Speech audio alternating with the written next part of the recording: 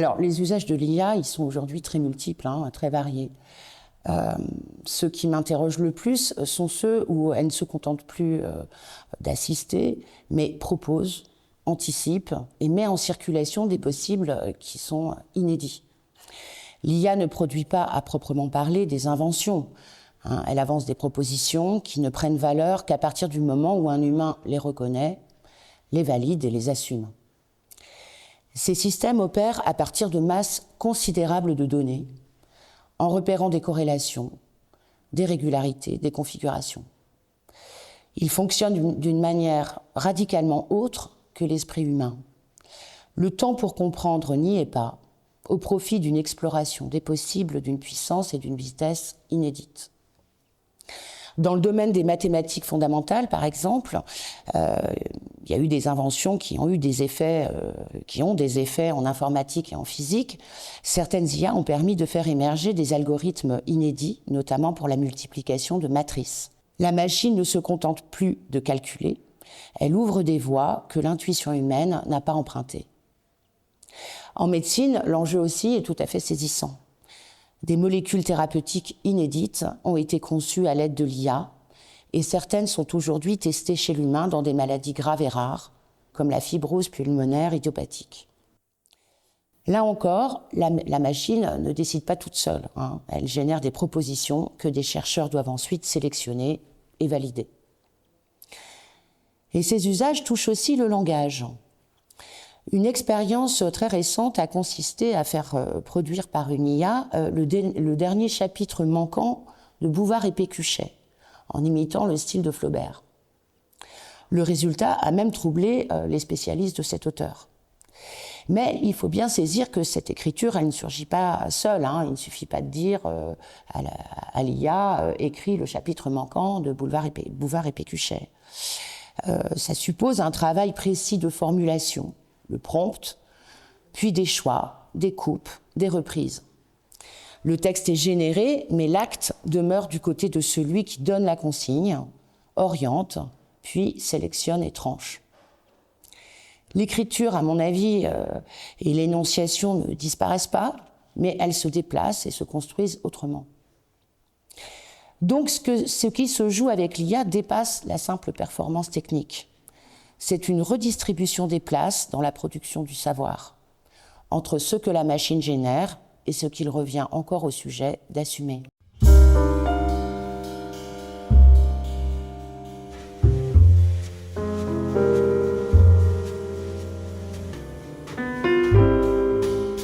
Ce sont quand même deux expériences radicalement différentes. Des expériences du langage, de la parole, et donc de l'autre. Le statut de l'autre avec un grand A, comme on dit, nous, psychanalystes lacaniens, n'y est pas le même. Le chatbot, il est conçu pour répondre.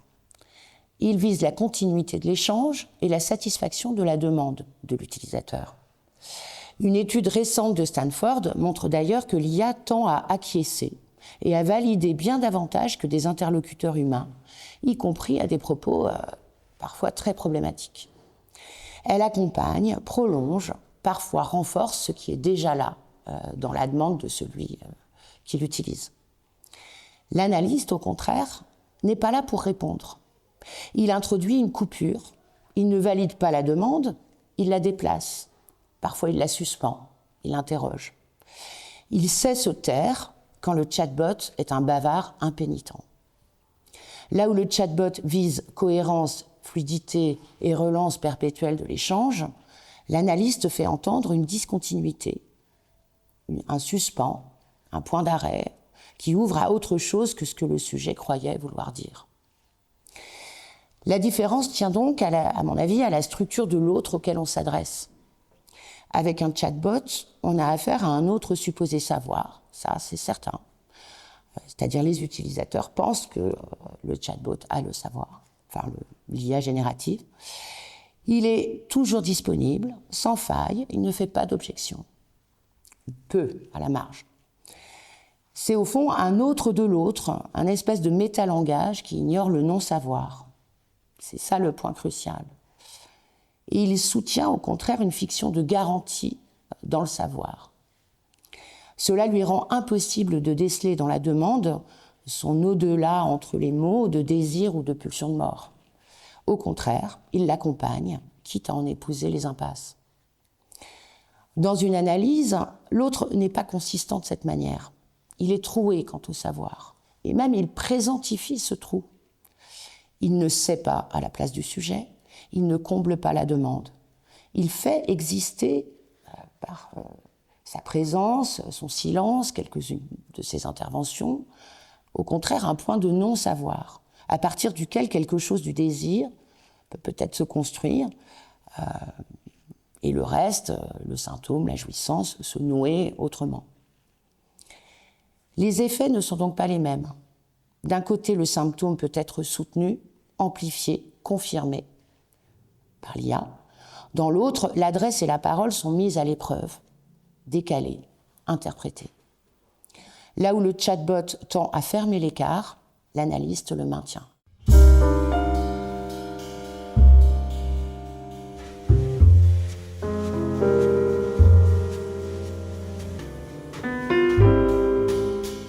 Alors, ces effets symptomatiques, ils sont déjà là, c'est plus seulement des perspectives. Du côté des sujets, les IA génératives de langage offrent un contournement de l'angoisse, à mon avis. Elles permettent de s'adresser à un autre qui ne fait pas obstacle, qui ne renvoie pas l'opacité du désir ou de la jouissance, qui ne pointe pas vos contradictions, les paradoxes de votre logique, et qui évite l'écart propre à la parole adressée à un autre humain. C'est en ça que les IA sont très finalement plaisantes, c'est que plutôt que d'affronter l'angoisse en appelant un psy, c'est beaucoup plus facile de parler à un chatbot dont on se dit qu'il ne va pas vous juger. L'IA, elle est disponible, infatigable et surtout jamais contrariée et jamais contrariante. Mais cette absence de limite a un prix, parce qu'elle vise la satisfaction de la demande avec donc un minimum de dissonance. L'IA tend à accompagner, voire renforcer ce qui lui est adressé, c'est ce que je disais tout à l'heure. Ainsi, une demande délirante peut être prolongée. Si vous délirez, l'IA peut se mettre à délirer avec vous selon la manière dont vous vous y prenez. Des idées suicidaires peuvent aussi ne pas être repérées comme telles. Il y a déjà des passages à l'acte ou des déclenchements psychotiques associés à ces usages qui commencent à être documentés. Et se dessine alors une figure d'autre sans faille, qui ne marque ni limite ni énigme, alors même que c'est cette faille qui conditionne la responsabilité. Et là, je vous ai cité donc les délires ou les idées suicidaires, parce que quand quelqu'un vous adresse ce type de parole, là, votre responsabilité, elle est engagée. Ces effets ne concernent pas seulement les individus, ces effets symptomatiques. On peut se demander ce qui va se passer à l'échelle des discours, c'est-à-dire que les institutions, les entreprises ou les États peuvent peut-être déjà être tentés d'utiliser ces systèmes comme instruments de régulation, d'optimisation, de décision, en s'appuyant sur un savoir qui est supposé neutre, totalisant, scientifique. Se profile alors une espèce de gouvernement par l'algorithme où la question du jugement et de la responsabilité se trouve diluée et selon qui est aux manettes, éventuellement effacée ou pas repérée.